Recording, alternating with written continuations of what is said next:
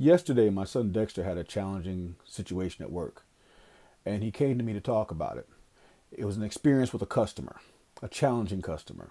And he explained the situation to me. It was a disgruntled customer who had made some rude, offensive, and xenophobic remarks.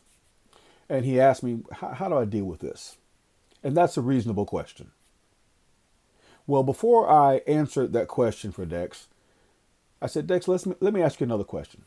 He said, what's that? I said, what part of this is yours to deal with? That's what I call the pre-question to the question.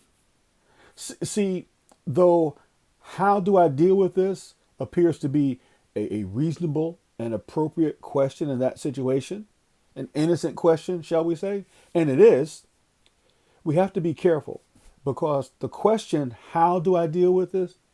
How do I deal with this? Is also what I call an obligatory question.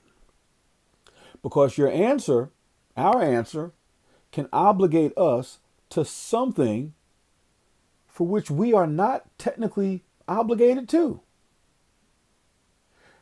So there's a lot of folks that might be listening to my voice right now, hey, including myself, trying to deal with something, check this out, that's not ours to deal with.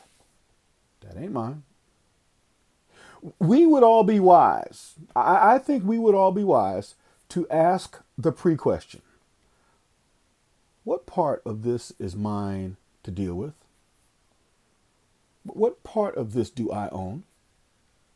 See, after exploring this with Dex, he realized, wait a minute, I did my job appropriately. I handled the standard protocols and procedures. Responses were appropriate. He had handled what he could handle.